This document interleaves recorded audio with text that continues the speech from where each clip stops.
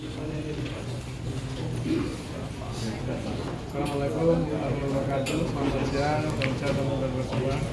Terima kasih Bapak kawan-kawan wartawan atas kehadirannya siang ini. Tadi kita telah menyampaikan kegiatan sosialisasi pada topik, yaitu topik mengenai penajaman perhitungan dengan investasi di Batam. Yang kedua adalah terkait dengan penataan data dan sistem pengelolaan lahan. Jadi tadi saya sampaikan juga dalam sambutan saya bahwa tujuan perbaikan ini yang pertama adalah dalam rangka merespon target pemerintah pertumbuhan ekonomi 8%. Jadi karena targetnya makin tinggi, kita harus makin profesional pelayanannya. Yang kedua juga banyak masukan-masukan keluar dan macam kritik dari para stakeholder, karena masukan dari KPK, dari BPK dan lain-lain agar kita memperbaiki sistem. Sistem dan data tanah dan investasi itu cakupannya sangat luas.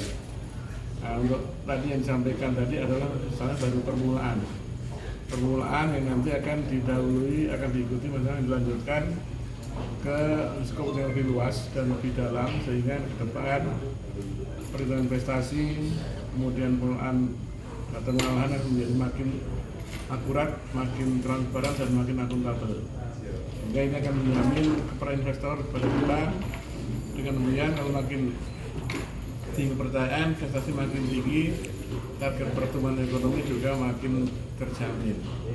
Namun tadi Pak Dirman dan tim yang menyampaikan bahwa proses ini kan, kalau saya mengatakan ibarat kita memperbaiki rumah, ada konsekuensi, ada misalnya tetangga kena debu, kemudian atau jalan depan kita agak terganggu dikit jalannya karena paku-paku, ada bongkaran dan lain itu konsekuensi yang disampaikan ada sesuatu yang terhenti lah, sedikit terhenti atau tertunda, atau menjadi dulu mobil misalnya bisa ngebut jadi pelan karena kita memperbaiki rumah.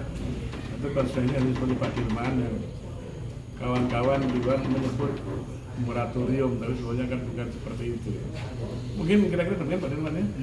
Kalau ada yang perlu ditambahkan Pak Dirman, ada pertanyaan atau Pak No?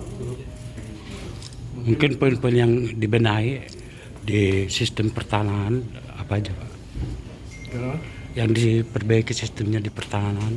Jadi kalau sistem pertanahan itu kan banyak aspeknya, ada lokasi, ada perpanjangan, ada pengawasan dan lain-lain. Ini sebenarnya nantinya targetnya semua.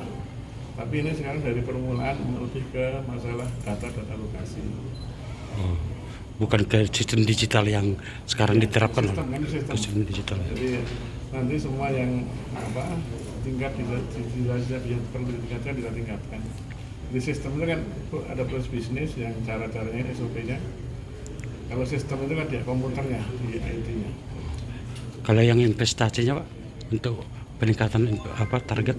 Kalau investasinya kan kemarin tadi sampaikan bahwa selama ini masih rely on hitungan LKPM dan BKPM.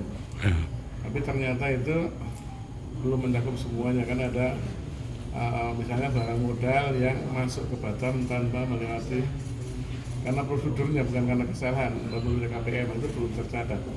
Jadi supaya hitungan yang tepat, kita memberikan LKPM dan prosedur yang masuk tapi tidak tercatat di LKPM.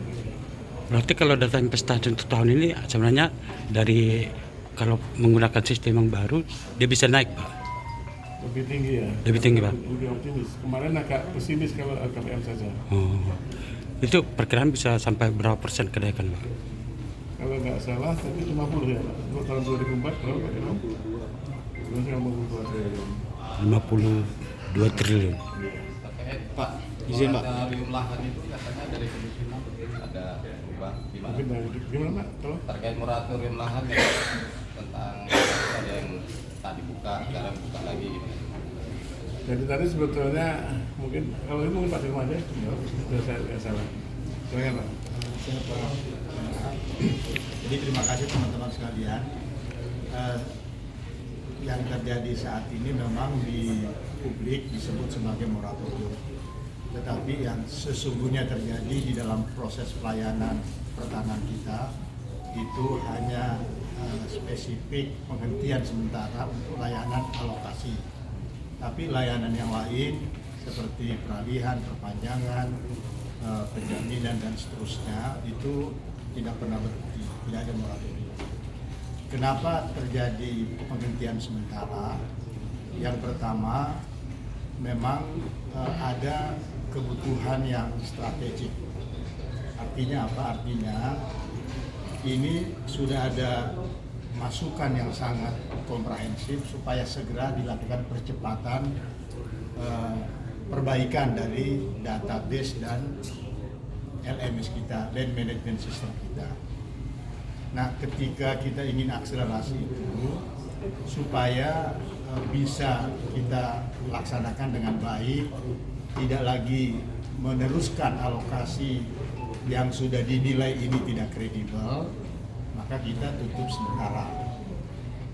Nah, begitu kita tutup sementara lalu masuk audit dan ternyata ditemukan oleh hasil audit Pusilkom UI itu bahwa memang ada beberapa hal yang harus diperbaiki. Yang pertama, ditemukan bahwa database kita yang ada di dalam LMS itu perlu diakurasi.